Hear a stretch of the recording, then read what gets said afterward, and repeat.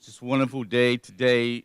Such a great collaboration between the Catholic Charities in Baton Rouge, St. Vincent de Paul Societies, Catholic Charities in New Orleans, the Archdiocese, the diocese here, the parishes, the parishioners, over a topic that is so important to our communities and so in line with our Catholic social teaching. So today we will always begin in prayer, and I'd like to introduce my friend Bishop Robert Munch of the Diocese in Baton Rouge, who I've known quite a long time and have a great friendship with, and Deacon Rudy Rayfield from St. Vincent de Paul to open up some prayer.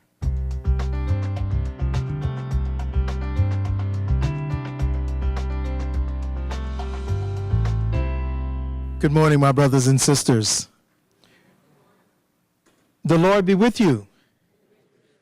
A proclamation from the Holy Gospel according to Matthew. This particular proclamation is from chapter 25, verses 34 to 35. The judgments of nations. Then the king will say to those on his right, "Come, you who are blessed by my Father, inherit the kingdom prepared for you from the foundation of the world. For when I was hungry, you gave me food. I was thirsty, you gave me drink. A stranger, and you welcomed me. Naked, and you clothed me. You cared for me when I was ill, and when I was in prison, you visited me, and when I returned from prison, you accepted me and helped me." The gospel, the good news of the Lord.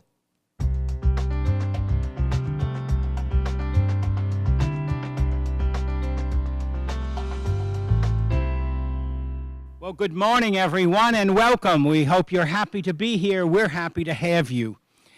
I'm Bishop Munch. Some of you I remember, and you remember me from the 50 years I lived in a suburb of Baton Rouge. It's called New Orleans. That plays very well locally. Some wonderful years, and I want you to know, Tom Costanza mentioned that we're good friends. He lived in the vocational discernment house that Archbishop Hannon had put me in charge of, but he escaped. And we're proud of Tom, and we're proud of all that he does. This morning, I'd like to reflect with you and then pray about restorative justice, because that's why we're here. And we not only believe in it, we know that it works. But for it to work, people have to overcome prejudices, preformed judgments about the fact that people can't reform. But all of us need help in our growth as leaders, as humans, and we all can realize we are wherever we are here today, obviously from the grace of God, from our faith, but also from the help of human beings, beginning with family, that helped form us, that helped develop us, that corrected us when we needed correction, that modeled for us what it means to be a responsible person and citizen. And when we failed, they did not abandon us, but they supported us. Those are all essential elements for a healthy human being and human life.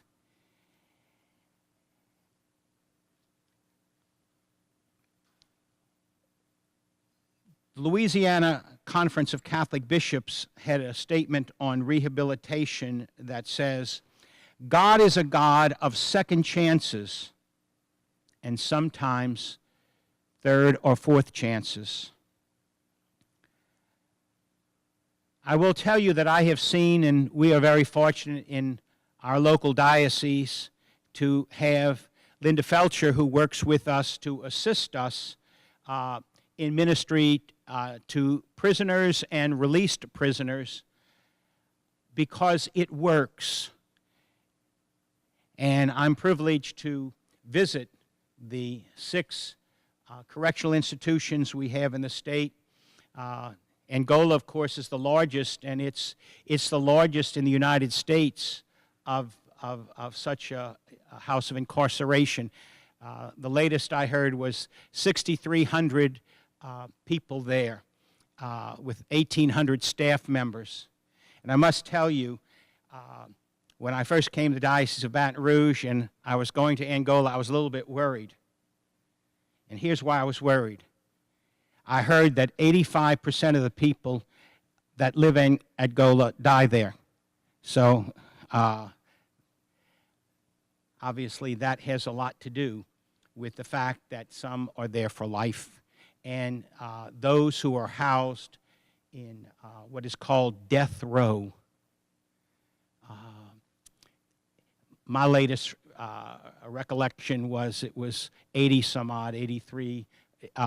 And since I've been here in the 15 and a half years, memory strikes me that 2 of those people on death row were exonerated and released because of DNA evidence that wasn't available when they were first charged and convicted, which goes to show that sometimes, even with the best of intentions presumed, we don't get it right. But our prisons need not just to house and make sure that our society is free from those who might be dangerous, but to work with them as human beings. And this is one of the great priorities of Catholic Charities, St. Vincent de Paul, and other societies, other groups, to say that we have a responsibility to care for those who made even very serious mistakes. I have told them at Angola more than once, I consider this a monastery.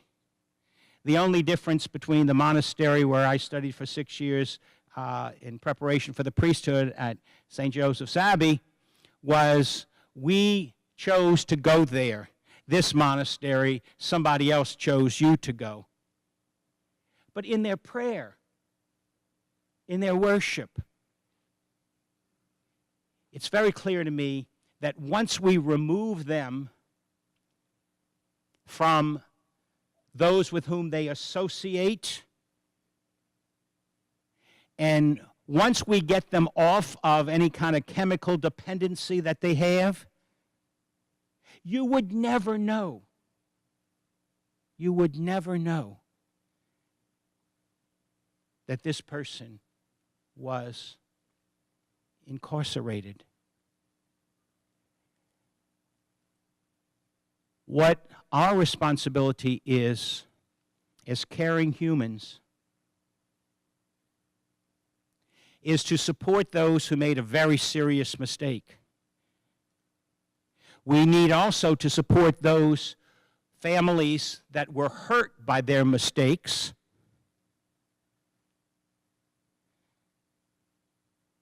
But we have a responsibility to care for offenders. And we heard Matthew 25. I like to tell people, I remember when I was in high school and we had a Benedictine monk, Father Hugh Bowman, who when I was in 4th year of high school, gave us the questions he was going to ask on the midterm exams ahead of time.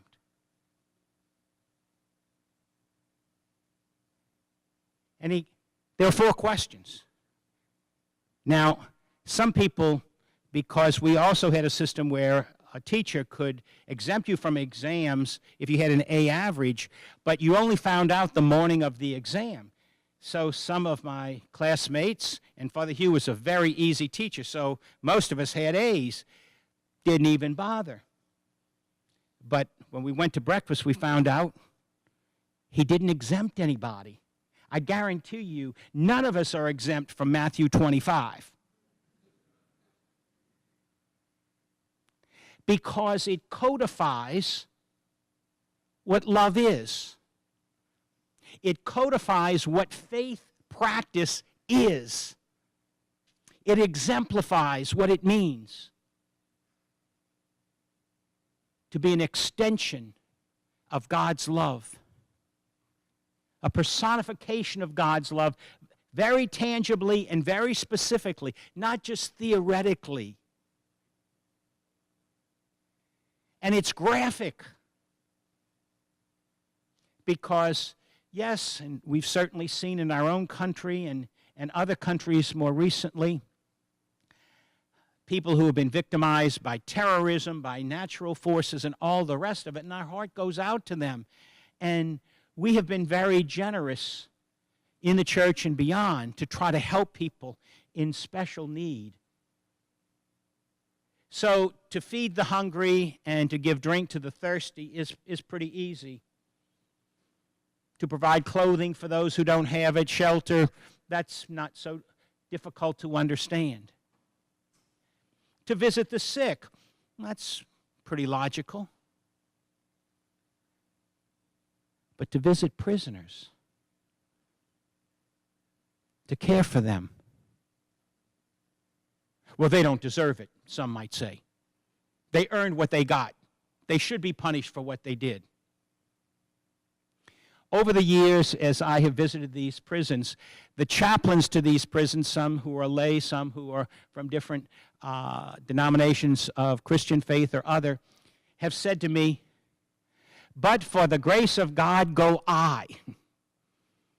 If I had continued the way with maybe some of the friends that I used to hang out with, I would be here not as chaplain, but as person that was locked up. The love of Jesus Christ is extensive. It doesn't just go to those that we consider deserve it, but it goes to every fellow human being. I like to tell people of our church that yes, we are called to represent Christ to others. But that word represent should really be we represent Christ to others. Through our own brokenness, our own frailty, our own failures. We know that Jesus said, "Let the one without sin cast the first stone." And so we do not rely on our own virtue, but the grace of God, and to cooperate with that grace. And it shouldn't be a choice that we have if we don't have anything else to do. It should be a conviction. I preach frequently about the fact that every one of us, sooner or later, with or without notice, will meet God face to face.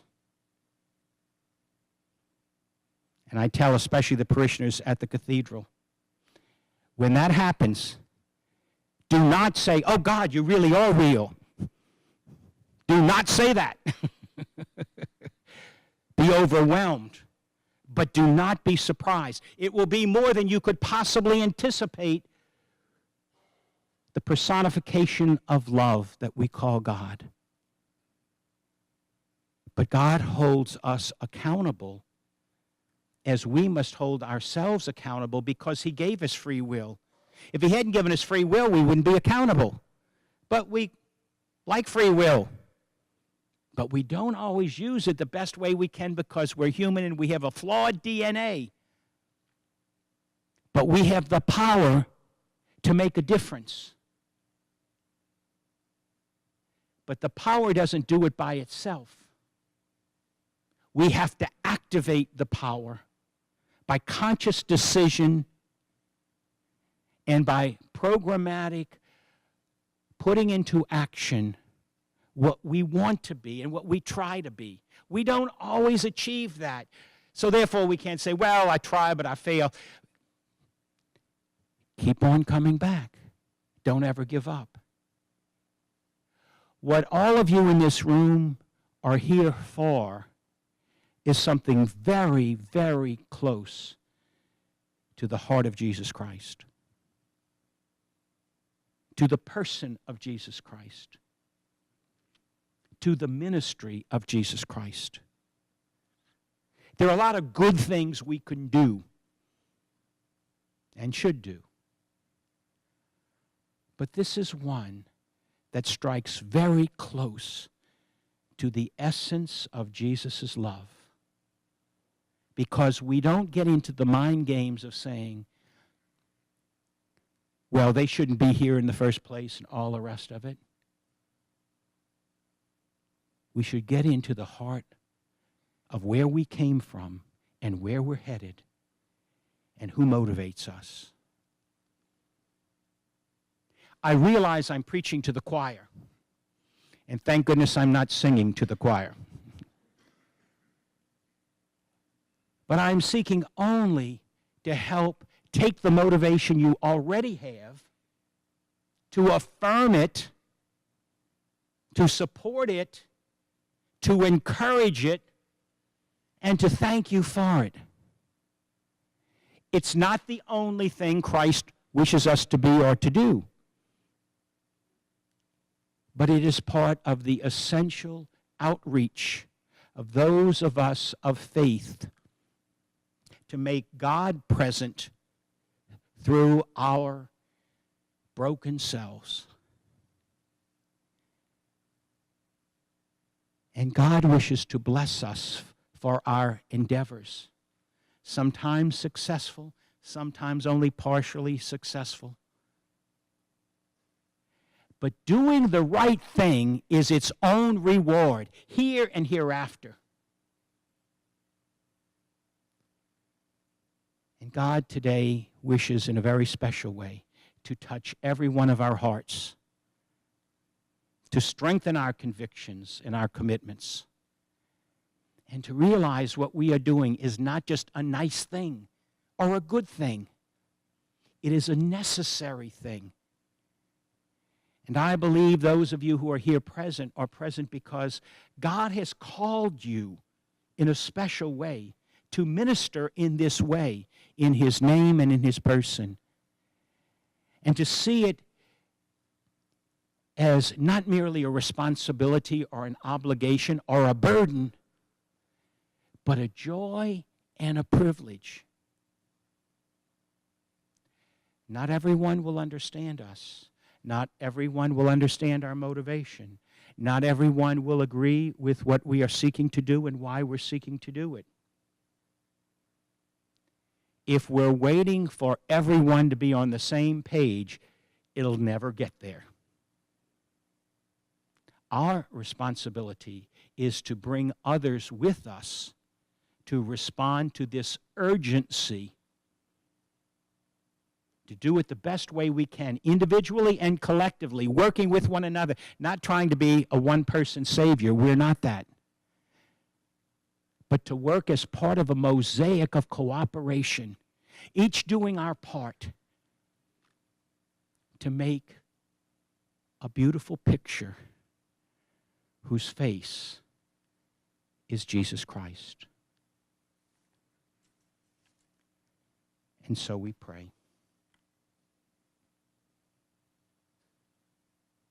Lord, too often we are overwhelmed by our desire to serve you by serving others, by our heartfelt intent to care for fellow humans that have fallen on bad times through weakness or the influence of others, and to support their journey to you. And we know and have experienced that most human beings are open to receive your love and grace, but they need to be invited and they need to be supported. Lord, bless us and bless the intention of our day. Support our efforts. Help us in our own lives to be closer to the heart of Jesus, your Son. And by the grace you provide, which is necessary for us, allow us to be instruments of you to those who are incarcerated and to all of the matters involved in that process. We thank you, Lord, for blessing us into life and into love and into mission. Help us to be focused. Help us to be open to work with one another. Help us to work not just solely, but as part of a community of faith that wishes to tangibly make a difference. We pray all in Jesus' love and name. Amen.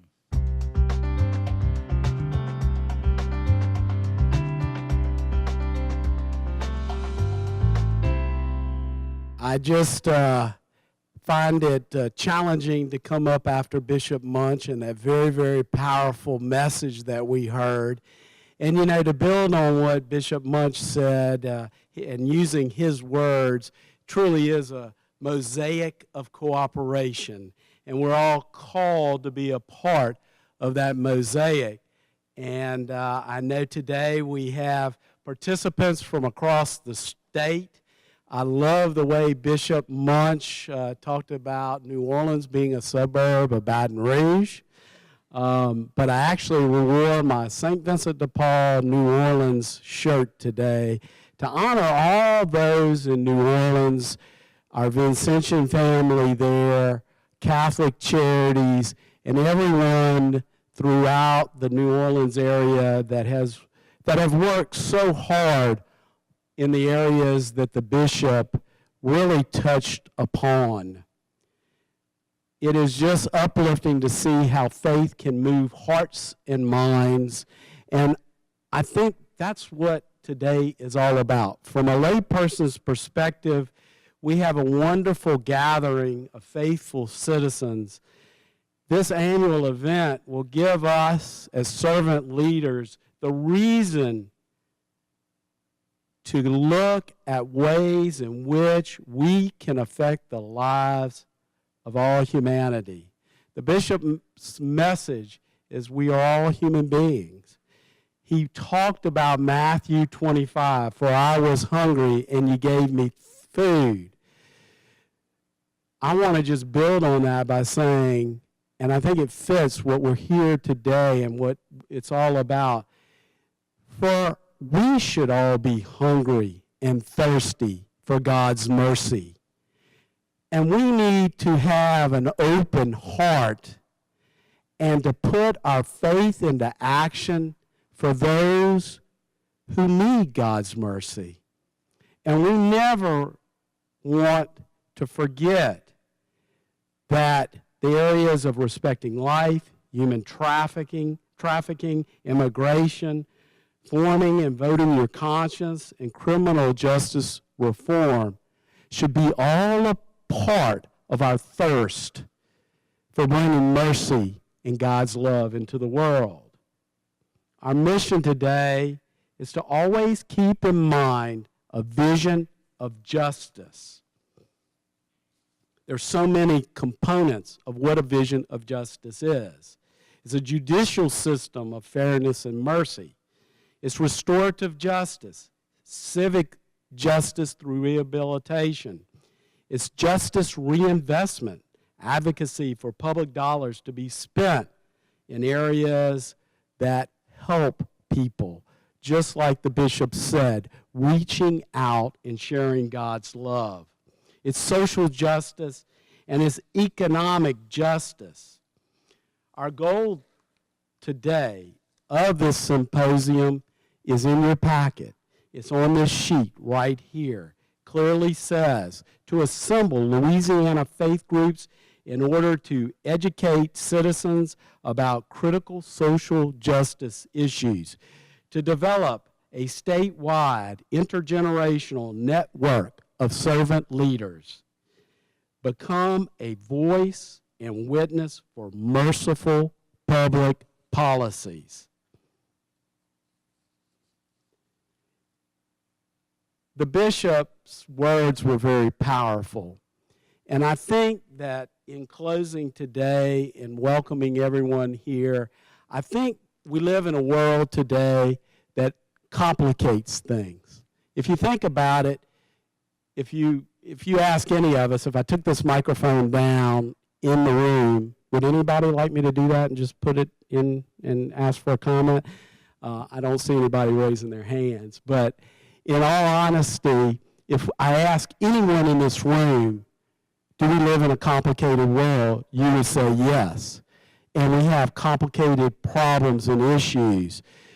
I say that we do live in a complicated world, but the solution to some of the problems we will discuss today, the problems that we face as a community, as a state, as a region, as a country, and in the world, can be stated very, very simply.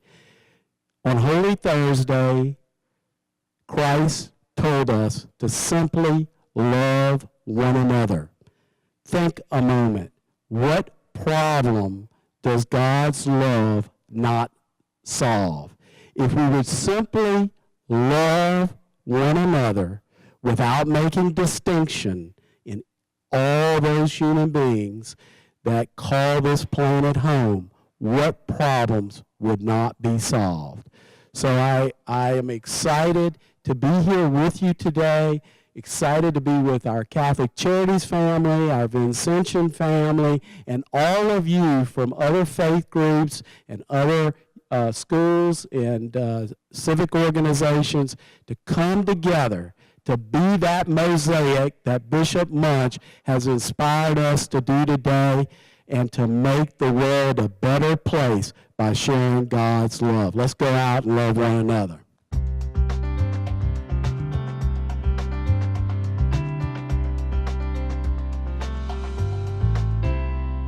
I'm happy to be with you all here this morning.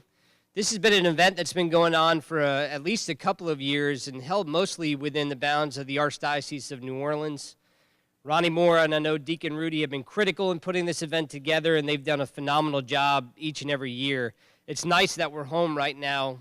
Baton Rouge is my home. It's nice that we're home right now here and that we have an opportunity to host it here as well.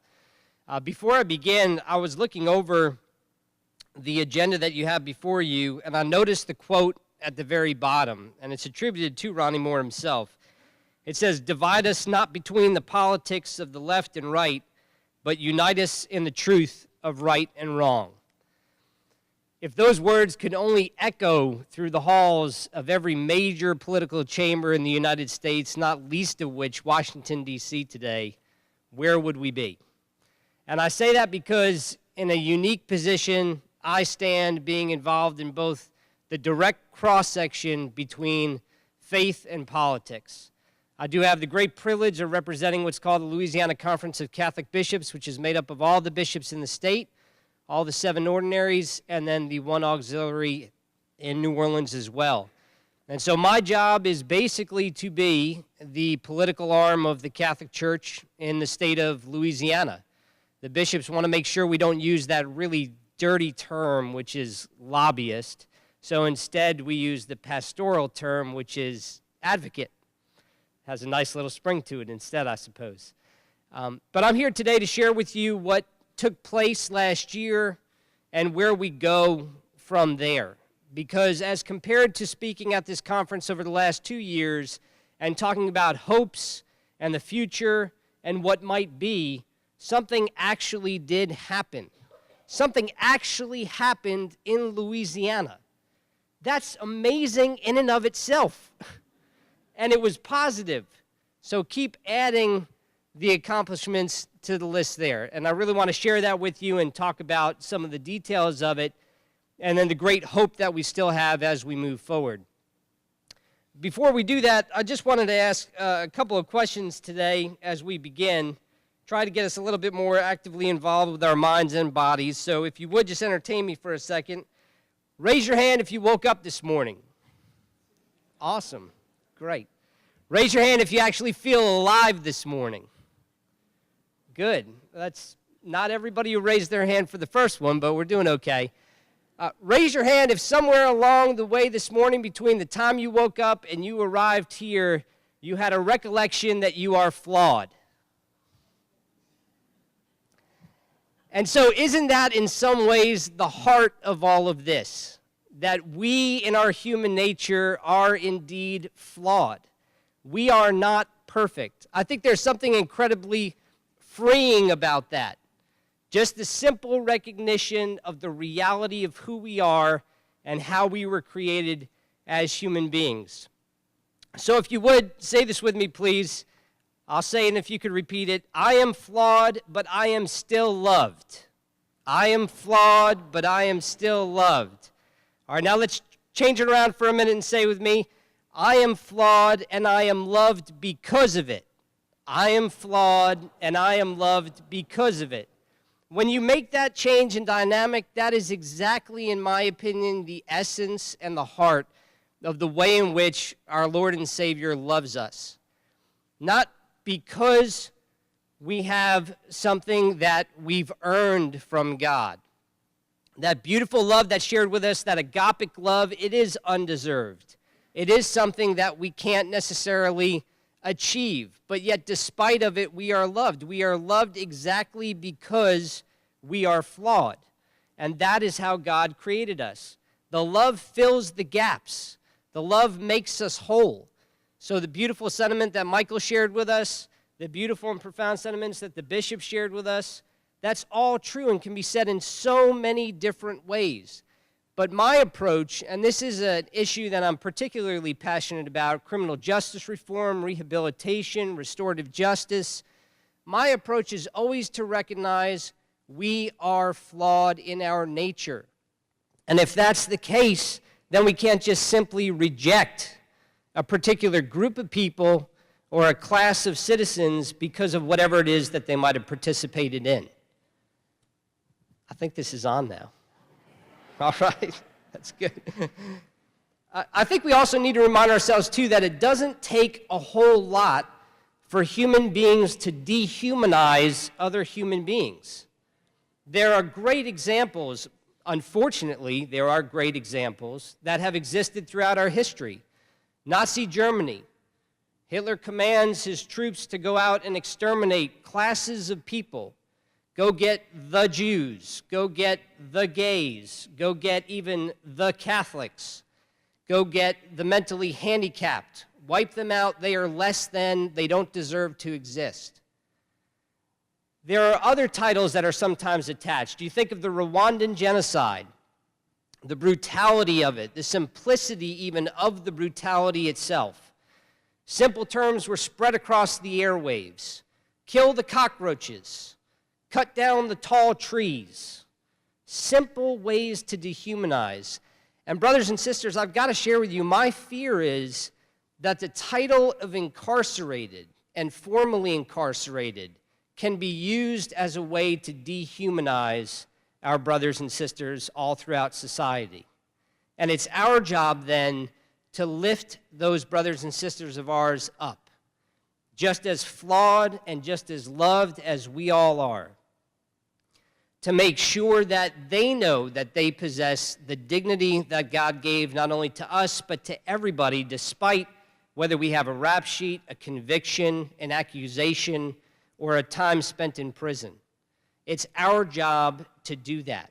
And I think that becomes incredibly critical to our work and important to who we are and what we do. A couple of examples most recently, I think, brought this to light in an excellent way. Again, sadly enough, but in an excellent way. We just went through, in many ways, a horrific hurricane season. For the grace of God, Louisiana was spared mostly, but our brothers and sisters in nearby Houston and also Florida were incredibly impacted. Let's take Houston for a minute. Hurricane Harvey. If Hurricane Harvey did nothing else with regard to those who were incarcerated, it highlighted the fact that those who are in prison today in many ways are still a forgotten class. There's a major federal incarceration detention center in Beaumont, Texas. It has within it a little over 2,000 inmates, 2,109. Hurricane Harvey was bearing down on the area. We know the story of Beaumont, obviously, clearly. We saw all the pictures. We've probably known people who have headed out there to try and help with the recovery. And the federal government failed to evacuate the federal incarceration center there. Stories that the water was ankle high in the facility of the inmates, that they were among sewage because toilets had backed up and overflowed, that they were limited in the drinking water that they could access and the food that they could eat, and that they were having restrictions placed on them for even contacting their loved ones. Now look, I'm not originally from Louisiana. I'm from the Northeast. That's not Monroe, it's New York. That'd be the Northwest, I guess. Anyhow, point being, I learned very quickly when I got here, 2004. It wasn't yet but a year after, in 2005, when Katrina came, what hurricanes do to the mental capability of individuals. And I myself now, feeling like I'm a native, my wife is from here, we're raising our children here, I feel myself getting anxious when I know there's a hurricane, right? I'll check the status of the projection and the path more than I'll check whether or not the score of my favorite team was favorable. And we start to get ourselves immersed in that. And so my point is, the failure to be able to communicate with your loved one about how you are or what it is that you're experiencing only adds to that anxiety. And I think it creates a wrong. Interestingly enough, one of the issues that we also advocated for in the past within the Conference of Catholic Bishops was the phone rates that prisoners have to incur to be able to call their loved ones. Again, adding obstacles in the place of these individuals to be able to connect with exactly those who they should be, those who can show them the love and remind them of the dignity that they possess. So that's one example of how I think sometimes we use inmates and the incarcerated as a forgotten class. Most recently, just in the news a few weeks ago, there was a very outspoken sheriff in Caddo Parish who decided to take issue with the criminal justice reforms that were passed last legislative session, which I'll get to in a minute, and that go into effect, in fact, November 1st, in just a few weeks from today. His comments in his press conference went viral, and it was sad. It was very sad to hear what he had to say. Now, you can pick and choose, you can cut and paste, you can broadcast whatever it is that you feel like you need to, but the fact that an individual in his position of power would make some comments to the fact that he was disappointed because essentially he would lose his critical workforce. These were guys who washed their cars and their trucks, and they provided valuable service. No, sir, these are human beings who served their time, who have fulfilled their obligation to society based on the crimes that they committed, and who hopefully will be welcomed back into the community with open arms, with a sense of acceptance that leads them on the path of success to not re-enter the prison system. So again, those two examples to me are so plausible, and they just happened in our most recent history here in the past, that I thought that they were worth mentioning and of note. So what passed? What exactly happened? Let me tell you all, it was a movement. It was a movement, obviously, in many ways, top-down from Governor Edwards himself, who I will say also, too, agree with his politics, don't agree with his politics, the man has a command and an understanding of his Catholic faith. And he brings that, he tries as best as he can to bring that to the position that he occupies. And above all, I have an appreciation for that. We could be on opposite ends of the spectrum, we can fight, we can debate, we can oppose each other. Hopefully more than that, we can work together. But the fact that that's intentional within his mind, I truly appreciate. And you saw that within this package. A 10-piece package, individual bills that look to advance Louisiana, not just from a state that incarcerated the most individuals in the country, but also in the world, to then also being able to incur cost savings based on those individuals who simply don't need to be incarcerated anymore, and then more importantly, reinvest those savings to reduce recidivism, provide opportunities and services for those who still remain in prison, and essentially deal with individuals as exactly that, individual human beings. It was monumental because there were a number of groups that came behind it, both from the right and from the left. It still faced incredible opposition. The work that was done on it behind closed doors, the work that was done on it that you did not read about in the papers or hear about on the news, was probably more than what you saw. But it was all for the good. And at the end of the day, just like any good political process, nobody was really happy, which signals the fact that in many ways it was a compromise. The district attorneys were not happy with it. The advocates who wanted to push the ball down the road even further and advocate for stronger reforms, they weren't necessarily happy with it. But everybody was thrilled the day that the governor signed the package into law, and we'll see the effects of that very, very soon, as I said, beginning on November 1st. I want to share with you just a couple of things that were written about it. The New York Times, titled, "Louisiana's Big Step on Justice Reform. Louisiana passes one of the most ambitious criminal justice reform packages in the country.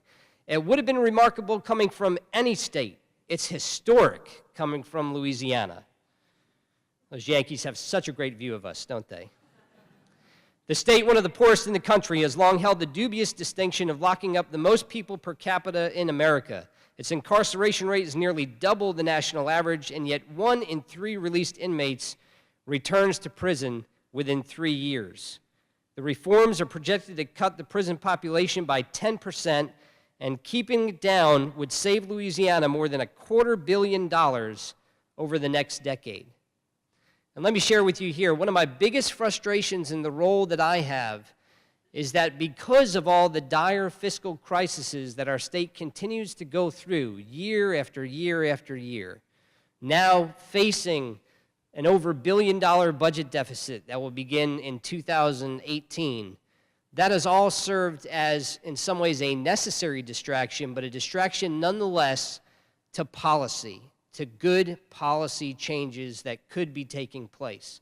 And this is a great example because it's a policy change that also has, obviously, fiscal implications to it that can be used to help offset some of that hole that the state tries to fix. The Times article went on to say that expected savings from the reforms, more than $180 million, will go to services for people leaving prison, helping victims, and tracking the law's outcome. The Pew Charitable Trust, which was incredibly involved in ensuring that this would happen in the state of Louisiana, including drafting some of the legislation, working with all the partners involved, wrote a little synopsis of it as well. And they said that these reforms would avert $260 million in prison spending over the next 10 years. 70% of the savings, an estimated $184 million, will be reinvested in programs in jails and the community that reduce recidivism and services for crime victims.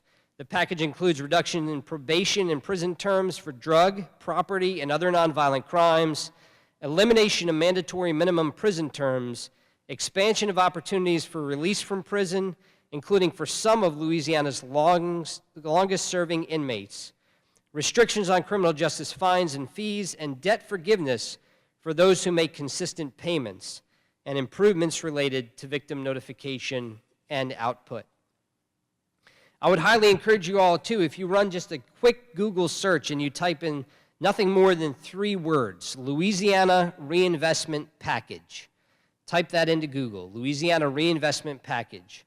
As of this morning, the 4th find that you can click on is an incredible resource put out by the Louisiana Supreme Court. You can find it you'll recognize it. It begins with www.lasc.org. And this is essentially a manual put out by our state Supreme Court about the changes to law, the implementation of those, and what it will look like. I really couldn't find a better guide than that. I want to wrap up here also sharing with you just a couple of other things, and that is what's to come. We know what's past. It's time to talk about what's to come. This, I think, is incredibly critical for the work that so many in this room do. And let me take this opportunity. I can look at a table and call so many individuals by name and by face, but my work in some ways is made incredibly easy. A good advocate, I was going to say lobbyist, is only as good as his or her word. And his or her word is based on what they know, how they communicate it, and whether or not the promises they make are something that they keep. And I really want to thank you all very personally, because when I go down there and I put on a shirt and a tie and a suit and look all fancy and talk to all those individuals down there, that's the easy part. My credentials, my viability, who it is that I speak for, the bishops of the state, my credibility is all made possible because of the work that you all do. You see, let's be honest, I don't do that work. There's a place and a spot for each of us to use all the God-given talents that we possess individually. It just so happens right now at this point in my life, that's for me to go to the Capitol and be a spokesman, really. In some ways, nothing more than a spokesman. But you are the boots on the ground. And when I start to tell legislators about what goes on in our Catholic Charities agencies, in our St. Vincent de Paul societies, about the work that is actually carried out in our various ministries, all of a sudden, I'm not just the guy who goes down there and talks about God. I'm a guy who goes down there and talks about my clients, if you will. And my clients is you all. And so that's the great privilege and benefit that I have. So when I talk to a legislator and I say, hey, look, you've got to vote for this bill. You've got to vote for this bill that would all of a sudden give those who have been incarcerated and are now getting out, you would actually be able to give those individuals food stamps instead of making them wait a year, which is how the law had stood before they received that. They say, Rob, why should we do that? Okay, here's the reasons why. Behind every individual in some ways is a family. So are you going to impact the individual and be punitive toward that individual and still hold them accountable for something they probably already answered for, but then also hold their family accountable as well? Or are you going to force them in a situation in which it's easier for them to return to the pathways of wrong choices and possibly then return to prison? Or are you going to incentivize them to choose the right decision and to reenter society and be successful? Well, Rob, how do you know about this? Well, let me tell you about what we do in the Diocese of Baton Rouge. Let me tell you about Catholic Charities in the Archdiocese of New Orleans. And when they learn about the work, the whole landscape changes. It's not just me going down there and talking about the Bible and what Jesus says. You can put all that aside. If you're a godless individual and you just want the statistics about what takes place on the ground, this room is where it's at. So I really want to thank you all for that passion, that ministry, and the work that you do. It makes my job incredibly easy, and I think incredibly effective as well. With that in mind, reinvestment, we've got to ensure that this money that is saved gets to ministries and people like you. Why? Because you have a proven track record, as I just said. In many cases, let's talk for real about the Catholic Church. Not only do you have a proven track record, you can also say you do it better and cheaper. In today's climate, if you can say those two things, you should have money thrown at you. You really should. Bureaucracy stands in the way so many times of good work being done. Red tape, decision makers, bureaucrats who want to say, we need this, this, and that before we can deliver a service. That's simply not the case with the many ministries that you have. I love some of the titles that you all have as well. Talking with some of the legislators, telling them about 72 in the Archdiocese of New Orleans. From a scientific and a rational perspective, they get the data. They see that the most critical time period when an individual reenters society is those first 72 hours. So the fact that you have a ministry that you call 72 and it mirrors that, it's very easy to communicate to them. So we've got to hold our elected officials accountable for making sure that the money is going to go to a place where change is truly implemented and the success rate is high. And certainly, unapologetically, it's us, from my perspective, my 2 cents worth. Now, the good news is, as I said before, this is a passion in itself of our governor. And he has a great line of communication always open with us and with our office. So you can rest assured that I will be constantly sending not so subtle reminders about what I just shared with you all. There are other people involved, obviously, other decision makers. The money has to be distributed across certain boundaries that's written into the statute and the law. But again, I think we've got to make sure that our ministries receive some of that funding so that phenomenal work that you all do can be further done and could advance the good in general. I also want to mention to you that a topic the bishop mentioned, in the midst of all this discussion about criminal justice reform, we had 2 phenomenal legislators, both Catholic, a white Republican and an African-American Democrat, who on their own decided to bring a piece of legislation in both the House and the Senate to try and repeal the use of the death penalty in the state of Louisiana. Phenomenal experience, one of which, and I don't want to betray confidences, but you got a 50-50 chance of guessing since it was only 2, called me and he said, Rob, I'm really doing this based out of what I think my faith is calling me to do. I don't want to know the politics. All I want to know is, will you be behind me and support me? Will the bishops be behind me and support me? And I can tell you that they were as strong as possible. For the first time in decades, we had a bishop actually go to the Capitol, Bishop Fobb, and testify in favor of the bills in both the House and the Senate. Bishop Fobb did an eloquent job, well-spoken, laid out the teachings of the Catholic Church and why we should try to advance this goal. And I will tell you, people had always asked me, would Louisiana ever walk down the road of repealing the death penalty? And for so long, I would be a skeptic myself. I'm not sure that we can do that. I don't know the political tenor. Well, we know it very clearly well. We know everybody's votes. We know exactly who we need to persuade a little bit more or pray for. And we will continue to do that. But we got incredibly close.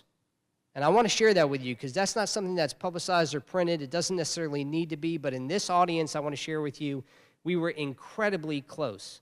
For the first time in my known history of the state, the repeal bill in the Senate passed out of a committee, any committee, got to the Senate floor, and was literally 1 vote shy of passing off of the Senate floor. So much so that the authors were already being contacted by national press because had it cleared an actual chamber at our state capitol, this would have been huge news across the nation. And let me remind you, at a time when Arkansas was seeking to execute 8 individuals in 10 days, and Mississippi was considering reinstating the electric chair. And here's Louisiana standing out as a bright light on this issue. Phenomenal. It was a phenomenal experience. We then had the bill heard on the House side to try and gain some momentum in committee. Unbelievably bizarre things happened. A co-author of the bill switched his mind, decided to vote against it, and then another legislator had a personal vendetta against the author. She had committed her word. We showed up the next morning, did not vote with him, and the bill died in the committee by 1 vote. So we are close. And the good news is, the hopeful news is, the issue has been raised. And when you raise an issue such as this, it doesn't die. You just continue to come year after year after year and change hearts and change minds. And when the time is ripe, I firmly believe when it's God's time, the bill will pass. And we'll have a very different looking state because we'll have repealed that form of punishment in the state. So that's something else to keep your eyes out for and your ears open to. That's something that we will absolutely advance going forward. I will also tell you that there are attempts already out there by those opponents of this 10-piece package to see what they can do to try and unravel any bit of it. They were not happy with it the way that it passed, and they seek to try and undo it. That is an absolute non-starter in any conversations with us and with any conversations, to my knowledge, of the advocates who worked on trying to pass this legislation. There was too much work, too much effort, too much collaboration, and too many, frankly, statistics that are irrefutable that went into making sure that this passed. So that's something we need to be aware of as well. There will always be a movement, even when something passes, to try and undo the good. And we need to continue to be the voice for the good, the light in the darkness, shine it, and make sure that those kind of regressive changes do not happen. I want to leave you with these last two things. Number one, where do you all come into this? And many of you have already been involved in this. I really want to remind you all of the way in which God creates. To me, the power of voice, the ability to speak, to articulate, to be able to communicate to other individuals critical points, is probably one of the greatest gifts that we can have. You don't need money for it. You may need some time, but there's not a whole lot that you need other than just to be able to speak. The way in which God creates is to speak. Go back to Genesis 1. And then God said, "Let there be." And then God said, He speaks things into existence. That is where I think you could all continue to be involved, to use your voice to advocate, to reach out to those major players that you all know, department heads and secretaries, elected officials who are casting their votes. I can tell you that, yes, democracy is about an elected official representing vast amounts of people. But when you get to the Capitol just down the road, it becomes a much smaller place and looks a lot like powerful clubs that we all experienced in high school. So the power of your voice as the individual who's responsible for either having elected an official or making sure that they don't get reelected matters. It matters. So I really encourage you all to get involved in that way. We have a resource at our website, which is www.laccb. We call it something that's simply called Voter Voice. You can sign up for it. We try not to flood your inbox, but when there's an issue and we've got something going on at the Capitol during a legislative session, you might get an alert. You can then very easily send a message to your elected official. It'll identify who that is. We'll give you the message. You can change it if you'd like, but you really even don't have to do anything if it's a time issue or whatnot. But there's other ways to get involved, too. The Vincentians last session, I have never seen them so organized, so engaged, so on top of things. That's a huge kudos, obviously, to folks like Reggie, to Wayne, and the effort that they all put forth. So people and their voice matter. Elected officials, listen to that. I'll close by saying this. Life, I really do think, in many ways, is made up of moments. Some more magical than others, some more impactful than others. But over the course of an individual's life, you think about even trying to piece together a eulogy of somebody that you know that is now deceased. How do you do that? You think of who they were, attributes, characteristics, but also moments in which you experience them. Moments lead to momentum.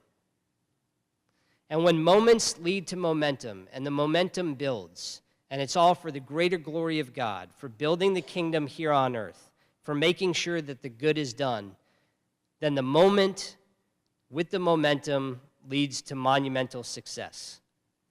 That's where we're heading. The moment happened. 10 bills passed. As the New York Times said, anywhere across the country, this would have been a success. It's almost unbelievable that it was here in Louisiana. That's one moment. The momentum is now building to ensure that the money gets reinvested in a way that continued good is done. We need to make sure we're involved in that process and advocate so it leads to the monumental success. So again, I really just want to thank you all, most of all, sincerely, for the work that you all do. Selfishly, it makes my job easier. Who cares about me? I think it makes our Lord smile. I think it's being on the right side of things. And I really do thank you for all that you do, and I'm just humbled to be a small partner in that mix. Thank you.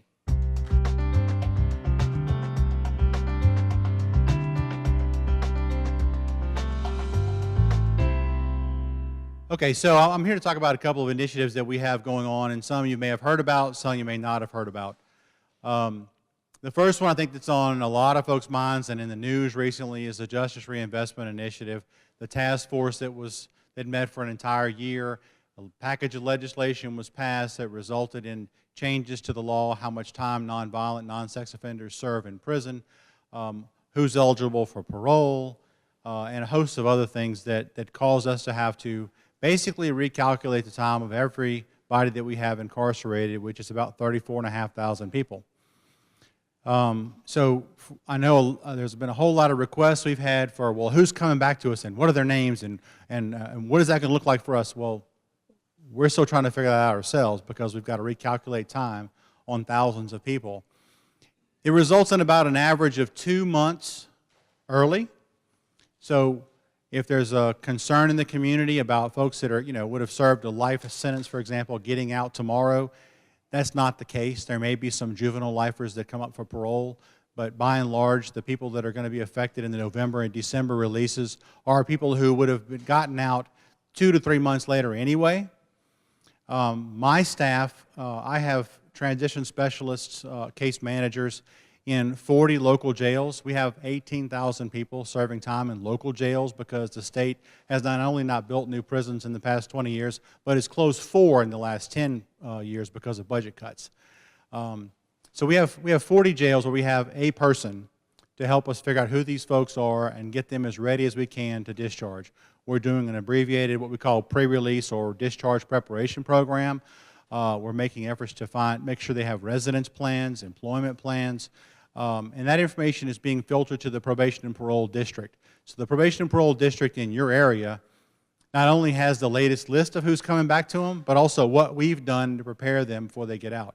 So by and large, these folks are going to have more help getting across the fence than the average person would, or if they'd have left 2 to 3 months later, because we want to make sure that we do this right. We know there's going to be a lot of people who are watching, some hopeful, some waiting for us to fail so they can say, I told you so.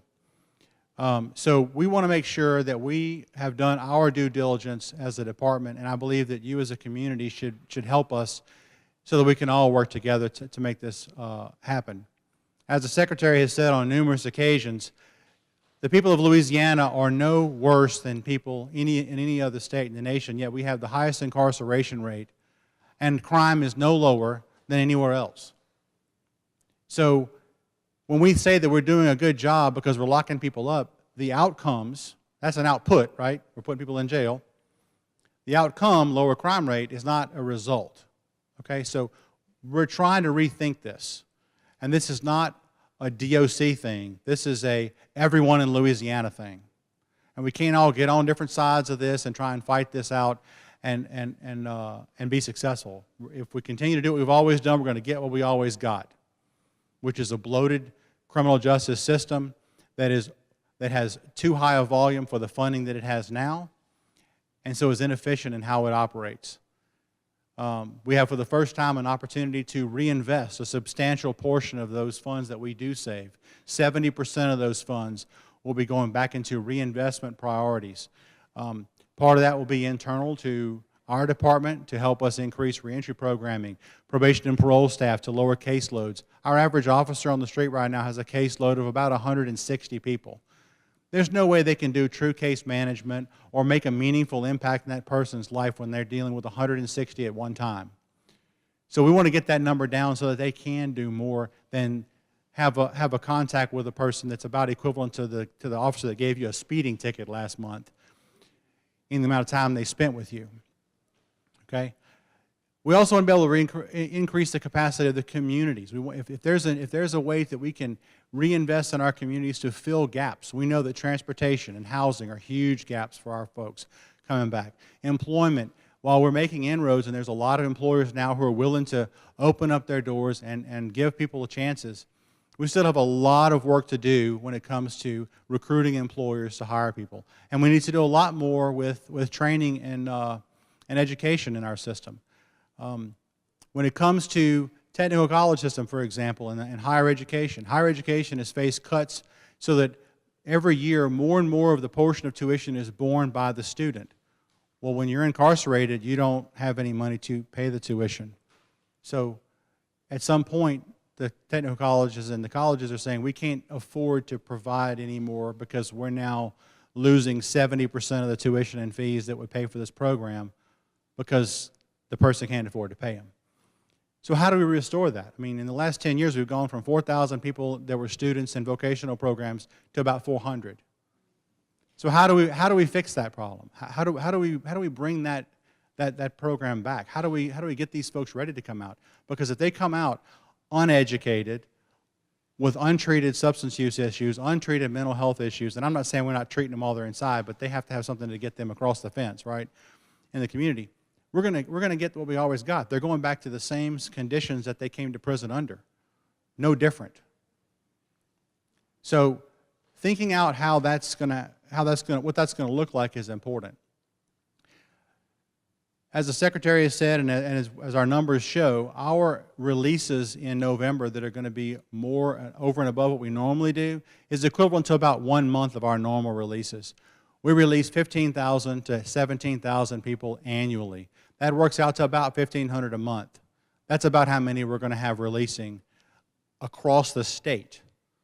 Got to look at my notes for a second because I forgot the number. As an example, the number that's returning in the entire month of November to East Baton Rouge Parish, for example, is 144. That's including our normal releases plus the November releases. Okay, so this isn't thousands of people getting out that's going to cause some kind of a huge ripple effect in our community to create more problems. But at the same time, we want to make sure that they have the best chance they can not to return. Because there are the naysayers out there who cannot wait to go and say, see, I told you so, and try and roll this stuff back. We're going to have to continue to fight in the legislature every year to maintain what works and tweak what doesn't work, because there's going to be some parts of this package that aren't practical that we do need to fix.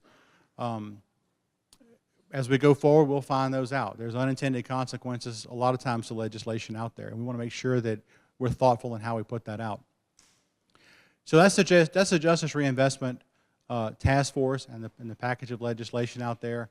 At some point in the next fiscal year, if there's savings that has been identified, that will go into a bona fide account, which hopefully will keep the legislature from sweeping it to fill holes, and will allow us to then reinvest percentages of that as dictated by law. So of that 70% that gets into that account, a certain percentage goes to the community, a certain percentage goes to DOC, a certain percentage goes to other areas like the Supreme Court and so forth. So there's the actual statute tells us where we have to put buckets of money, right? What we plan to do with the part that needs to be reinvested in the community is to release solicitations for proposals to find out what is, who's out there that would like to do stuff. And we want to prioritize certain areas of high need. So if there's an area that's a huge gap for y'all where you don't have any resources, that's where we want to focus our stuff first. Because at the end of the day, if we expand capacity of existing resources, that may sound great, but if it doesn't reduce recidivism on the back end, then we don't have any additional money the next year to spend, right? So we need to make sure that we're thoughtful in how we put that out. And I'm soliciting your advice now on what you think your communities need so we can make sure those priorities align with what's really going to make these folks have the best chance when they come back to the community. The other two projects that we're working on right now is to increase our own internal evidence-based practice and share that information with our community partners. Evidence-based practice, and what I'm referring to here, is using objective assessments to determine someone's risk and need. For years, we've been using a homegrown tool for risk called the Louisiana Risk Needs Assessment. It's okay in determining risk. It's got a 0.62 area under the curve, so 62% accurate, 50% flipping a coin.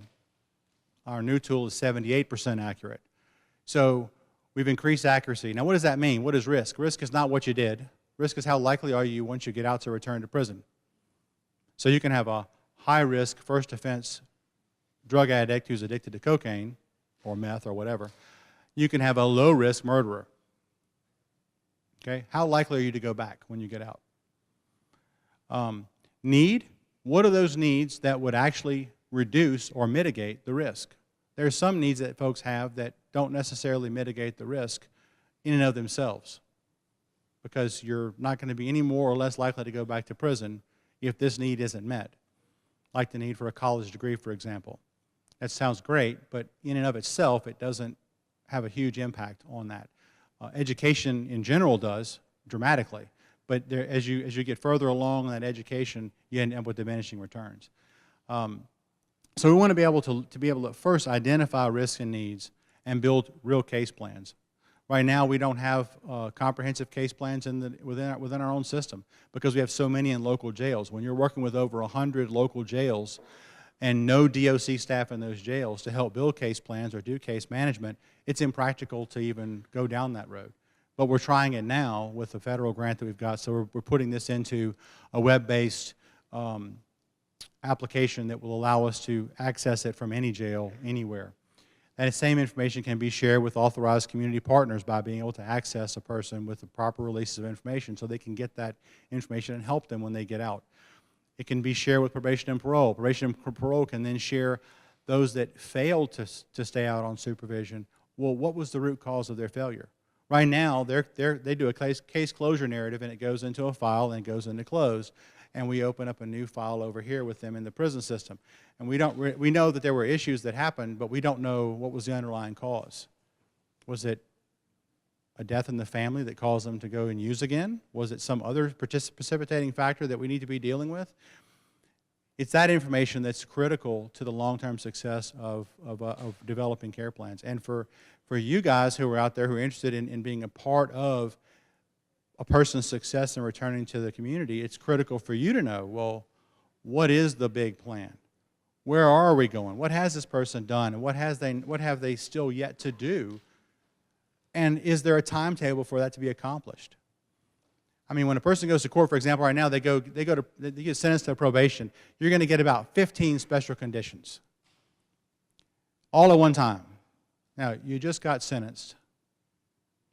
You know, many people, they're under a lot of stress. They're not sure what they're going to do next. They're probably going to lose their job or have already lost their job because they've been incarcerated. Now they've got a ton of stuff they got to pay, a ton of stuff they have to do, no idea how to do it, and they go, have at it. A case plan that actually breaks that elephant down into bite-sized chunks is critical. Otherwise, they just go, okay, well, I'm done with that. Catch me. So we have to think practically, and we also have to be collaborative in how we work together. The TIGER is what we call our risk needs assessment, and for those of you that wonder why it became TIGER, well, we partnered with LSU, so they started with TIGER as the name, and we figured out what that meant later. I tried to go for Mike, but they said, well, you know, that may not be clear enough. We want it to be TIGER. I said, okay. We're working with Dr. Ed Shahada. He's actually the chair of the CAPER lab who oversees the BRAVE program here in Baton Rouge, for those of you who are familiar with the BRAVE program. So a lot of good crime statistics and a lot of analytics capacity to develop that process.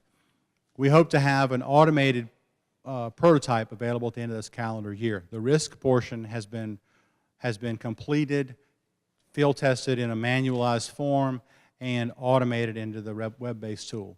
The needs section has been compiled, field tested in manualized form, and they are now coding it.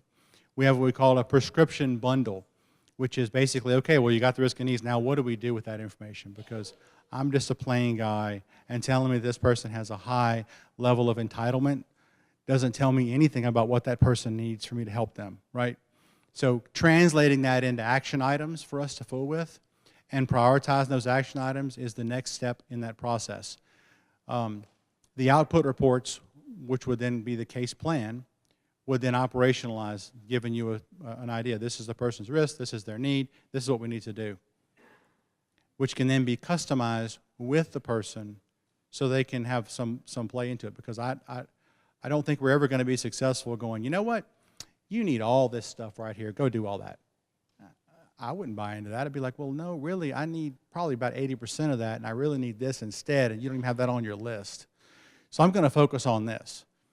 So making sure that there's that feedback and that participation by the client is extremely important in building a satisfactory case plan. And then communicating that case plan with all the stakeholders. We tend to be very silo-driven in our work. And I don't mean just DOC, I mean everyone. I have fought for years to break down silos when it comes to substance use treatment, mental health treatment. And I'm not talking about, I don't want to know what happens in your group. I just want to know, did the guys show up?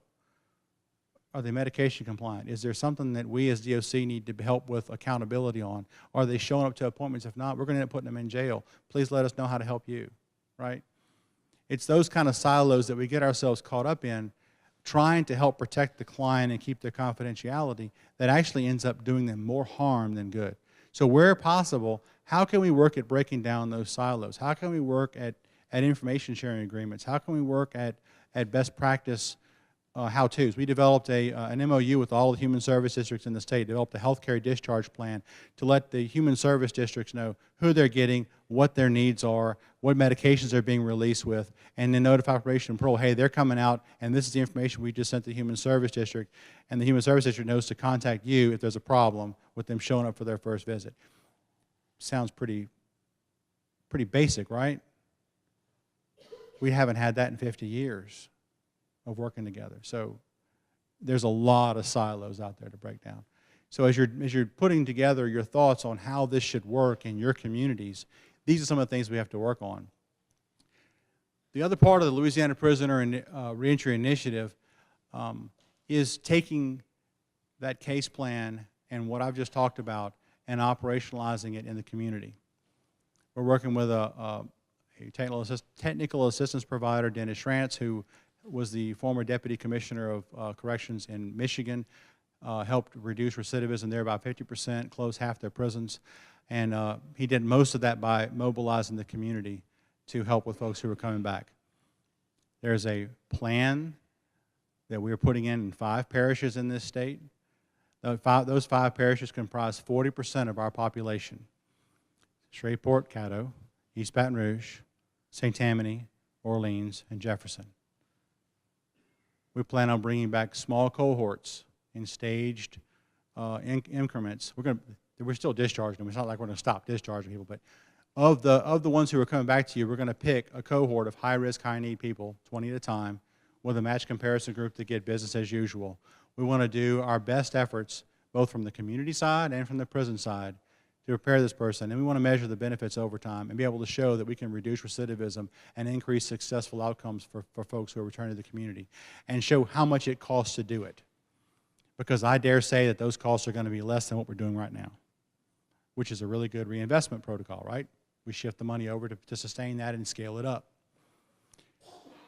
So we're starting in January with St. Tammany. They have a very vibrant group, and it has nothing to do with who's got the most, who's got the least. It's which community is most prepared. They have 2 judges who've taken the bull by the horns and formed their own community coalitions, gotten stakeholders together, gotten a lot of community buy-in, answered a lot of barriers that we've had that traditionally have hindered them in the St. Tammany area. They've actually even written for their own grants locally to help fund their work. So, and not through us, through other funding agencies. So I think that's where we're going to start, and then we're going to roll those out over time.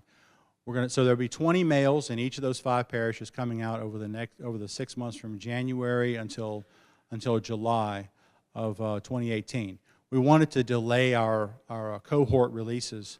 We're not delaying their release, but those who we put in the cohorts, so that we didn't get caught up in this JRI stuff the people that are coming out in November, correct? We want to make sure that that group is separate, because we don't want them to be pushed out the door and not totally prepared, because we're trying to show, hey, if we do everything we're supposed to do, this is our result.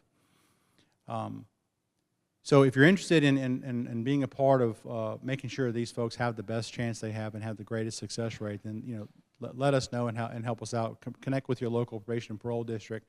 Find out who your community partners are, the coalitions and organizations that are chairing this, because there's actually a structure to this. Each of the communities is being asked to put together a steering team, and has steering team leaders, which includes DOC personnel as well as community volunteers, to help craft what is the best plan for the folks who are coming back. And what is our plan for scale up? What is our plan for sustainability?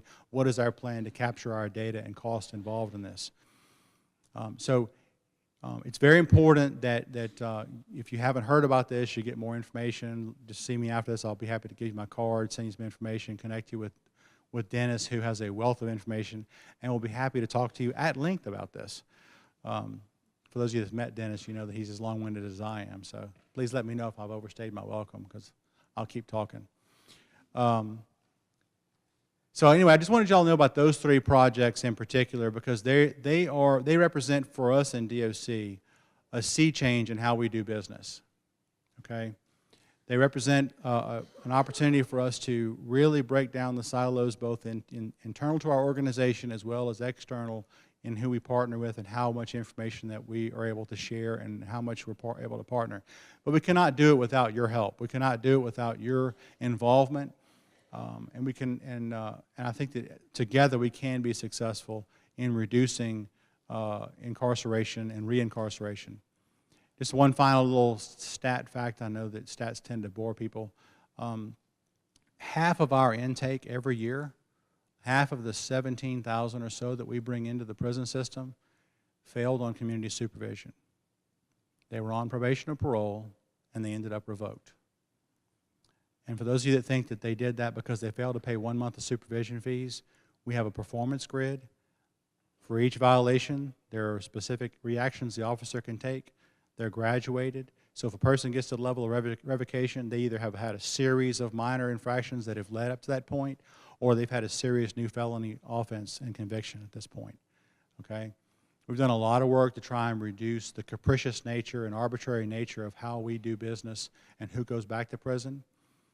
But we still have half our population that is generated into incarceration or returned to incarceration each year coming from those who have failed in the communities. And many times it's the communities that have failed them.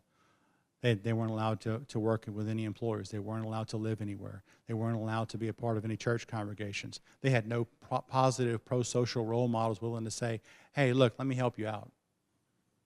As a couple of judges that are good friends of mine have said, you know, our challenge in this day and age is not to rehabilitate people, but to habilitate them. Unfortunately, many times they've lived in broken homes that have not given them the best pro-social coping skills to be able to stay out of prison. So how do we help them understand that there is a better way and a more positive way? So I appreciate any help that y'all can give us in that area, and I hope that I've answered all the questions that you had me here to answer. Thank you.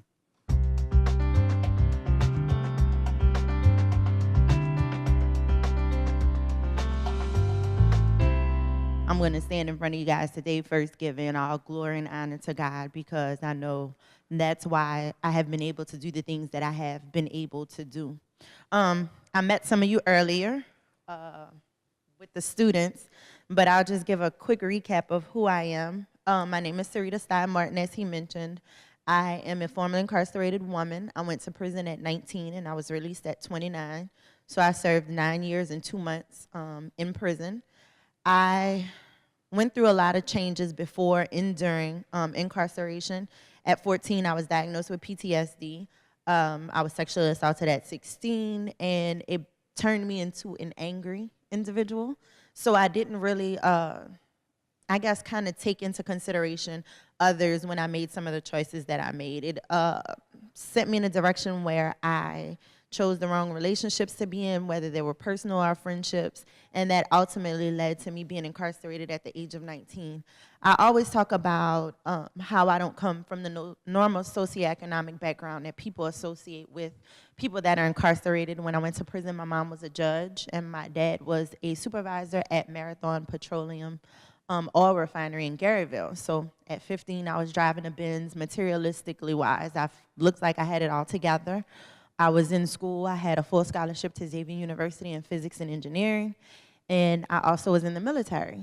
So from the outside looking in, you wouldn't associate me with being someone who would end up being incarcerated. But I always, when I speak to individuals, I let them know that if you don't deal with your trauma and your issues of the past, it will come back up eventually later to rear its ugly head, I guess, so to say. So that stuff that you shove deep down inside and try to hide, it will always come back up eventually and manifest in some ways that you don't even realize or who you are or how it's going to show itself. So while I was incarcerated, about the first 5 years I was incarcerated, I hadn't changed. I was still angry. I was being shipped all over the United States because I had a federal charge to different prisons. And I had the opportunity to end up in Tallahassee at the FCI, the Federal Correctional Institution in Tallahassee, Florida. Because when you're incarcerated in the federal system, you can be anywhere in the United States. So the reality of that is that when you have parents that are incarcerated in the federal system, a lot of times they're so far away from their family, they lose all family connections. The closest federal female facility to Louisiana itself was Tallahassee, Florida, which is still 6 hours away, 5.5 hours away. So that's where I ended up 5 years into my sentence after being in Texas and Connecticut and different places. And I was afforded the opportunity to be able to take college classes while I was there. Tallahassee Community College had this program where they came in and you were able to do a business management certification program and take 24 hours. So the minute I started taking classes, something changed in me. I had something to look forward to. I had something to say, okay, I can change my life through these classes and start on a better path. Because up until that opportunity, because I had my high school diploma, there wasn't anything that was available to me to work on myself and start changing and try to figure out like what I'm gonna do when I get out. So through these 24-hour business management certification program, I completed that program. I was able to start taking correspondence classes through the mail with Tallahassee. So by the time I was released in 2009, I had 30 hours of college credit, and I had a 3.875 GPA. So all I thought about was, okay, when I get out, I'm gonna be able to go to school. I'm gonna be able to go to school. So I was released. I applied to the University of New Orleans, and I was denied interest into the institution. And I could not understand, like I couldn't even wrap my mind around the fact that I was not gonna be able to complete my college endeavors, that I couldn't go to school. Of course, they didn't say that they denied me interest into the institution because of my criminal history, but I'm like, that's the only thing it could be, because I have this 3.875 GPA. They need students in the institution. Like, why are they not allowing me to go to school? So time passed, I was still working. So about 2 years later, I met my husband. I was pregnant, and my husband was like, you always wanted to go back to school, you should go back to school. So like I told the students earlier, before I went to prison, there was no internet, no email, none of that stuff. So when I got out and I had to do all this stuff on the computer, I was just like overwhelmed. I didn't know what it was. I thought the computer was the devil. I didn't want to touch it, and then I found Google, and I tell them like every time I like Google something now, it's like awesome. I love Google. It's like my favorite thing in the whole wide world. Anytime somebody says something, I'm like, Google. Let me Google it. Hold on, I'm get you an answer. So I reapplied to UNO, and it was fascinating to me that the same application I used 2 years ago was still there. So like they assign you a student ID number and all of this. So when I put in my information, they were like, oh, you've already submitted, just put in any changes that you've had in the last 2 years. So the only change I made on the application was I unchecked the box. So I made a decision at that time that me obtaining an education was very important to me, so I unchecked the box. That was the only change I made to the application. The transcript was still there, all of my information was still there, I unchecked the box. And I got in. I got a scholarship. They paid for me to go to school, and I was able to start the summer of 2011, all because I unchecked the box. So for me, when I was sentenced, I wasn't sentenced to a denial of education.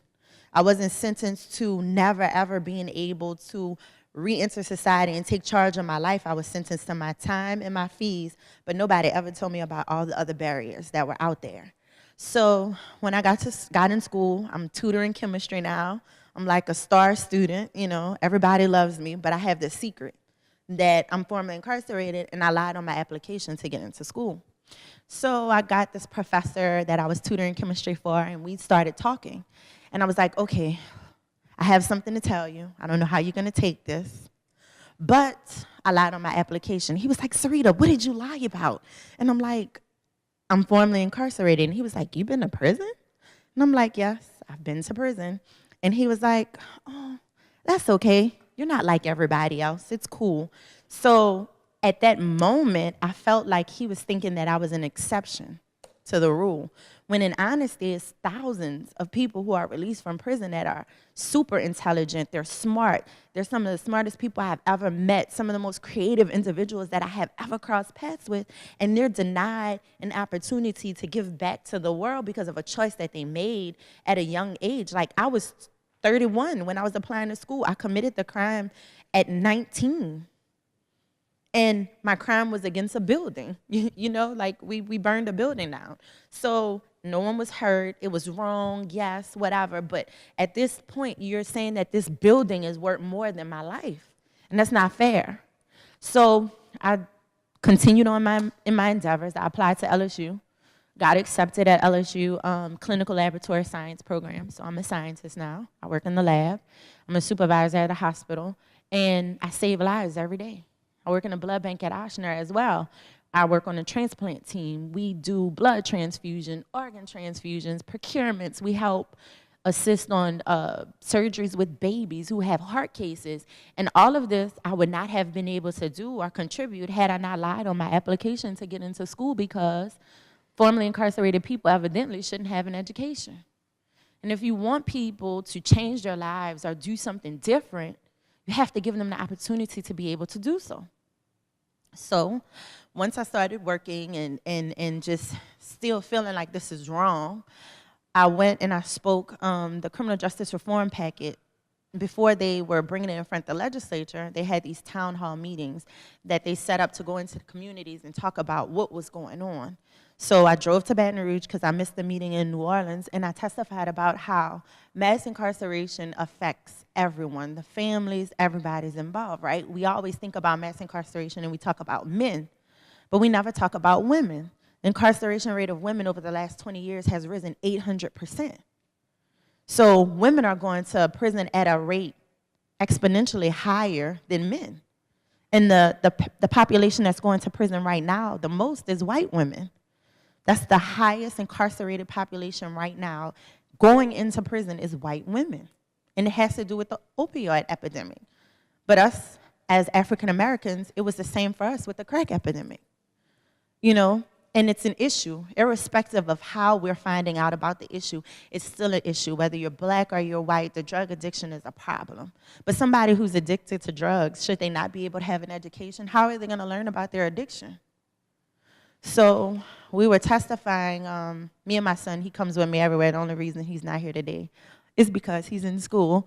But we drove up to Baton Rouge and we testified, and some legislators happened to be in the audience, and they approached me after me testifying, telling them about my difficulties getting into school and also reminding them about the plight of women, and said that they wanted to draft legislation based on removing the questions off of applications, college applications, as it related to your criminal history. So the thing about the questions on the application is there was no consistency, no uniformity. LSU had 5 questions on the application as it related to criminal history. Some schools didn't have any questions. Other schools may ask, are you currently incarcerated? So they could be very invasive or not, but there was no uniformity, and each school had discretion on how invasive they wanted to get. And then it also depended on who the provost was at the school. So one provost could say, we're not going to ask the question, and then a new provost could come in and say, we're going to put the question back on the application. So it was no way to gauge and keep track of what it was. So I met the representative, and he was like, give me your card, I'm gonna contact you. And then I didn't hear from him, so I'm like, okay, he was just talking. I still need to figure out how we're gonna do this.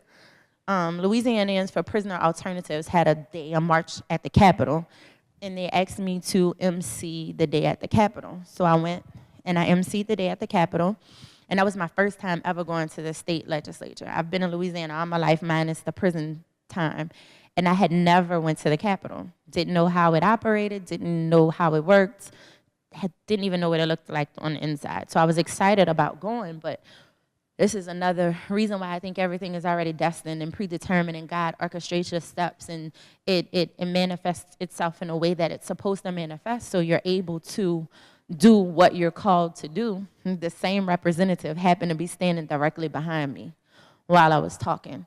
And he tapped me on my shoulder and he said, "Oh man, I've been looking for you. I lost your card." And I'm like, "Yeah, right, whatever, you know." And he's like, "No, I'm serious. We drafted the bill and I want you to look at it." I was like, "You drafted the bill? Like, who did you talk to about this draft? Did you ask the right questions?" He was like, No, I need you to look at it and tell me." So we looked at it, me and a young lady that I work really closely with. Her name is Annie Freitas. She is a PhD student at Tulane, and we looked at the bill, we read it, and we looked at him, and we were like, "This is horrible. Would you mind if we tear it up and rewrite it? Would you be offended?" And he was like, "No, y'all do what y'all need to do. We're going to get it done." So we pulled legislation. Other states were working on similar legislation to ban the box on college applications, but nowhere in the United States had it been passed. So we pulled the different laws that were being drafted in other states, and we wrote a bill that we felt like was specific to Louisiana. And it was a lot of hard work, a lot of going to the Capitol every day after that, and testifying in front of committees and bringing other formerly incarcerated people to testify, to tell them how important education had been in their life. And had they not had access to an education, they don't feel like their life and their reentry process would have been the same. And I'm happy to say we got the law passed. Louisiana is the first state in the nation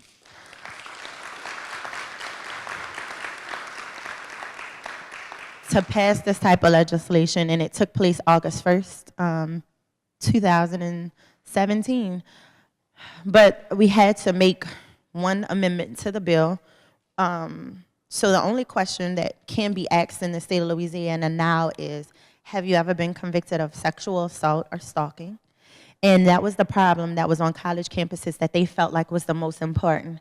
But what we were able to still put in the bill was that even if a person checks yes to this question, it has to be seen on a case-by-case basis, and they do have some recourse for appeal. So those individuals aren't excluded as well from obtaining an education, whether it be online or whatever. We all know the statistics. We know that 90% of the crimes that happen on college campuses are by people who have never been in touch with the criminal justice system. And formerly incarcerated people are the least amount, 1% maybe, that commit crimes on campuses. And 50% of the crimes that happen on campus, they aren't even students. So we were able to show them this through statistical data. And we had a unanimous pass. So the House had passed 95-0. And in the Senate, it passed 31-3. So it just shows you that if you bring and you put personal stories and you allow people to know that it can happen to anybody, there's no telling what changes and what you can do. And I always tell people, you don't have to have experience. You don't have to be well-versed. All you have to do is see a problem, want to change it, and change it. It's that simple. The other thing that we're working on now as it relates to education is Tulane University has partnered with my organization, so we're about to start going into the prisons and teaching college courses for credit through Tulane University. Tulane is providing tuition waivers. We're starting it in the women's prison, and the first classes will be taught in the spring of 2016. So for us, that was exciting and amazing. And when the women are released, they can go to Tulane and just register for classes because they are official students at Tulane University from taking classes while they are incarcerated. So that's kind of some of the stuff that we work on. My organization is in New Orleans. It's called Operation Restoration. But we really help women throughout the state. I get calls from everywhere. People in Baton Rouge, Lake Charles, do you know, can you help? And I try to do what I can. We also have a closet that we've opened because one of the things that I faced when I was released from prison was I didn't have any clothes. I didn't have any shoes. I didn't have any underwear. I didn't have anything. So Dress for Success is an organization that's awesome. They provide clothing to go on interviews, but they don't provide anything else. So when the women are released, if you know any women, y'all have any family members, and they're in the New Orleans area, or you can get them to the New Orleans area, they can come in and they can get as many clothes as they want. They can try them on. They'll have people to tell them what they need to wear, how they need to wear, and everything is free of charge. We got computers donated. They can come in and get online and have someone sit with them to learn how to use the computer or become computer literate. But these are just some of the direct services that are needed, you know, in the community, and we just try to provide them because for me, when I was released, I think the key to my success was that 2 formerly incarcerated women that I were incarcerated with, they came and they met me at the gate. One taught me how to apply to go to school. She showed me how to use a cell phone. Another one contributed to my books, $300 a semester, and helped me to purchase books that I needed for school. And these are things that formerly incarcerated people in the community do for each other every single day that people just don't hear about. And I just want to encourage anybody in here, if you see something that is wrong, it doesn't have to be any type of social justice issue. It could just be whatever. You have the capacity within inside of yourself to change it, no matter what it is. So thank y'all for listening.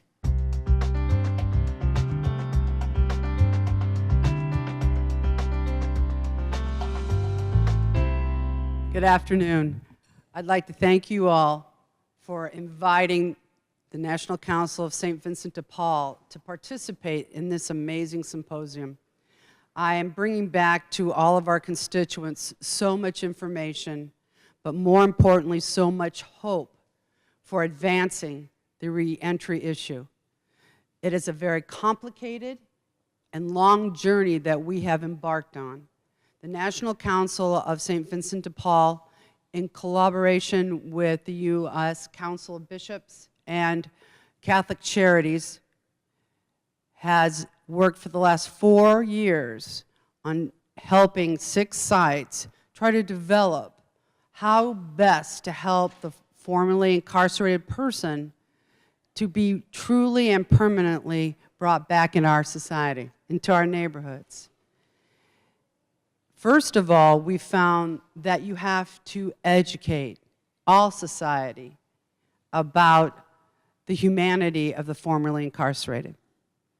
And to do that, we've developed little programs where we send Vincentians and formerly incarcerated persons into our parishes to educate them, to reduce their level of fear, and to tell them that Christ's work is here now in our neighborhoods with these people as they leave prison and need support.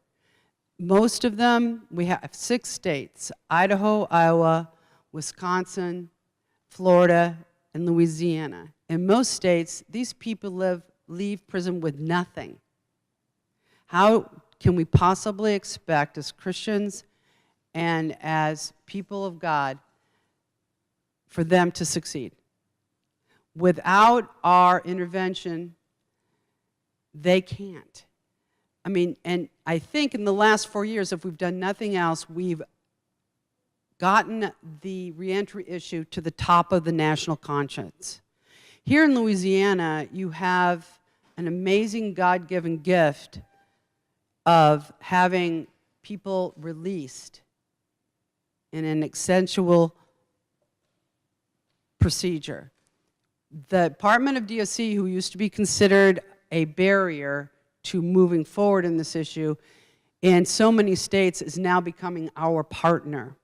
And I can't encourage you enough to please work with them because, as I learned from Sarita, we don't know the plight of the formerly incarcerated, but we know that we can help them.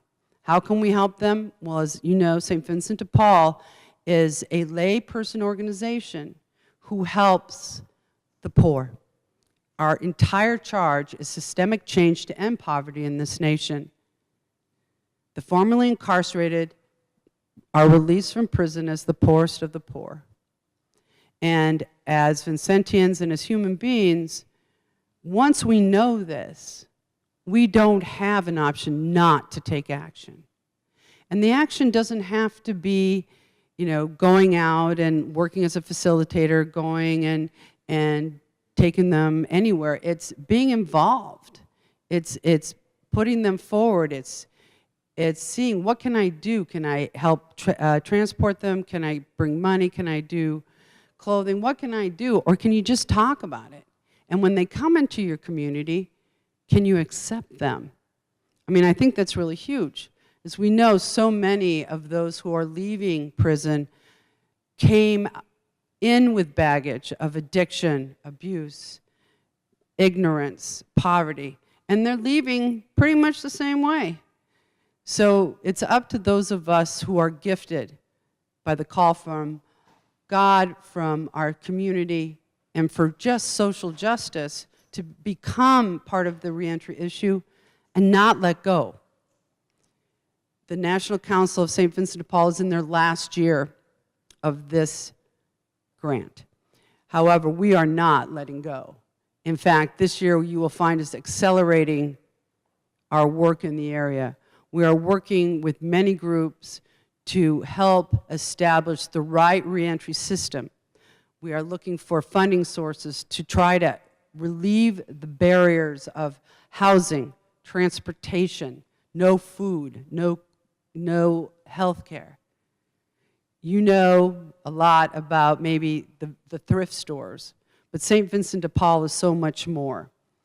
And this is the area that our new national president, Ralph Middlecamp, has called one of his priorities.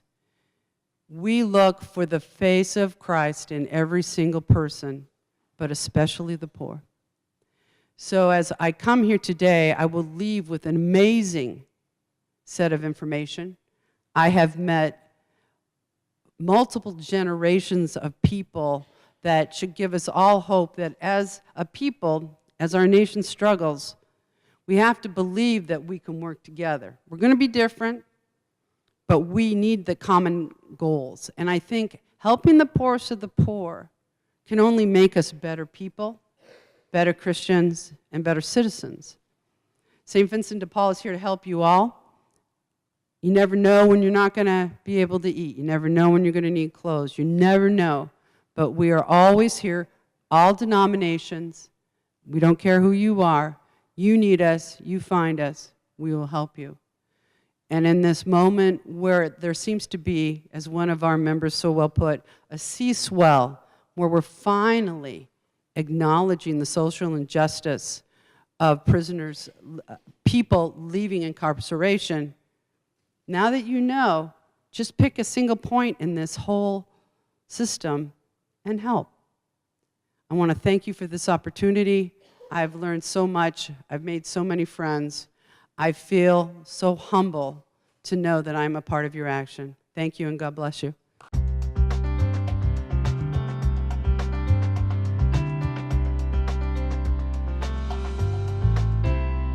We started off this morning with some very serious, reflective words given to us by Bishop Munch.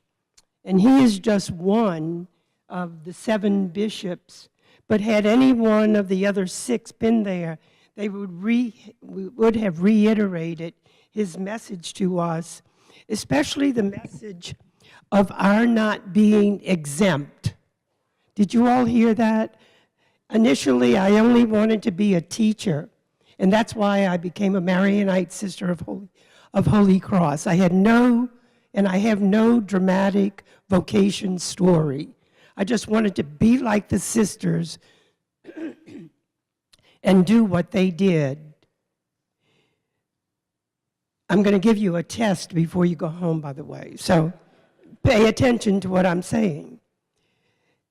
As Bishop Munch spoke, I couldn't help the words of the hymn that we often sing rang through my mind, my thoughts and my mind. We are called to act with justice. We are called to love tenderly. We are called to love one another and to walk humbly with God. But the message that kept adding to that song, another line, is that as we walk with God, we cannot help but leave here today walking with one another. That was reinforced. No one entity, no one individual can do it all. We all need one another. And that's what our bishops want for us to be their messengers, their responsible agents. We were reminded that all of the people on the front line, as well as in the corporate offices, we're all needed because we each have a particular part of the bigger picture. Especially today, we were reminded, and we continue to be reminded by our bishops that at this time in history, we really are called to be a more forceful voice of advocacy, especially as we deal with speaking the truth to power in pursuing an elimination of poverty and mass incarceration in our state. So much was reinforced as we shared in the different sessions. That was my experience, and I could only attend 3 sessions. Did anybody else get to attend more? No. So thanks to our program committee for doing such an excellent job of giving us choices. We were reminded also by Rob Tasman that we each are flawed. Did we need reminders of that? What I was reminded of was how flawed I really am. And I'm sure all you experienced some of that. But in spite of the flaws, he also reminded us that we are loved. In what we receive as gift, with the love for our flaws, we must give, and especially give back to those individuals who, for their own wrong behavior or for the carelessness of rules and regulations, have found themselves, because of their flaws, enclosed in our jails and prisons. I want you to think, and here comes the test, and it's an essay question. You remember being sister, is it going to be multiple choice or essay? Did y'all ask your teachers that? I did. Well, for you, it's an essay question. I will not take off for spelling or punctuation. And I'm not going to collect the papers. I'll let you grade your own papers. I ask you to respond, what did you hear that was new to you?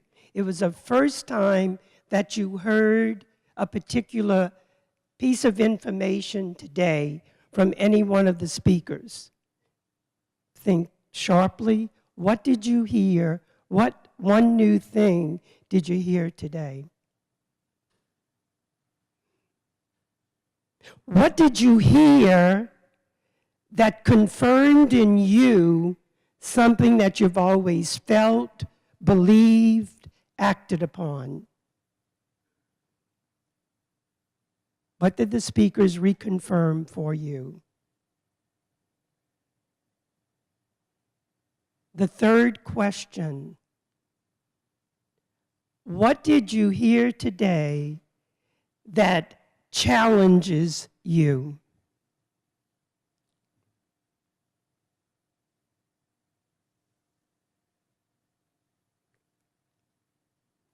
Grade your papers. Lock in the challenge that is yours to go with. Bishop Munch concluded his remarks by telling us that we are called to give those services back to individuals who are sent in our direction every day. He reminded us to often do a check when we look at, observe the situation we're in, and be reminded, there go I, save the grace of God. We have been called. We were called to this symposium today for something unique that God has for us to do. And in the words of, I can't remember the great cardinal that it was, a great cardinal in the church, but he reminded us that we each have a particular assignment, a call from God that has been given to no other person. It's ours to do. Be mindful of that. And I just want to pass along to you something that was just said to me just recently. God doesn't always call the qualified, but God does qualify those who have been called. Let us go in peace.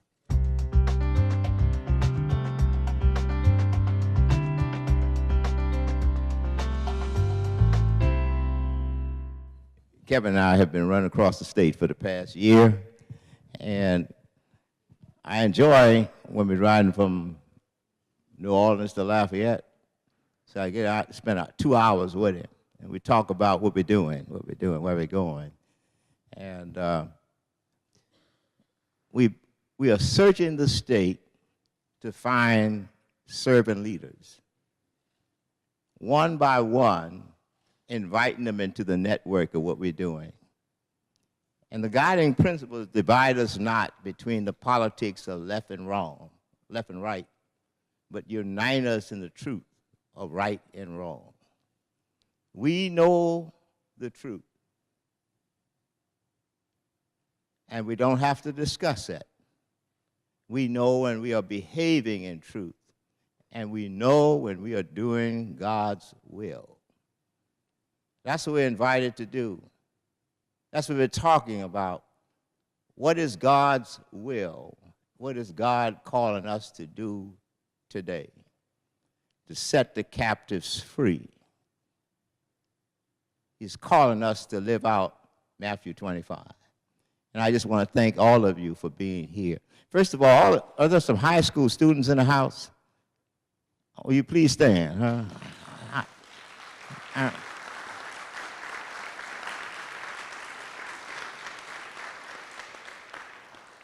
We made a special effort. We want high school seniors to join us each year and become a part of it. Are there college students in the house? Please stand. All right, there we go. That's right.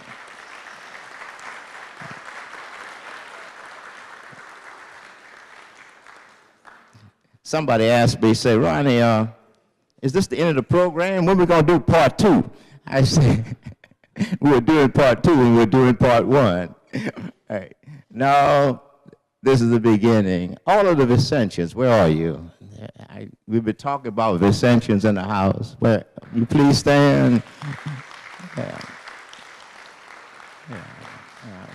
And those of you with the Department of Corrections, all of you in the judicial system somehow, you know. Yeah.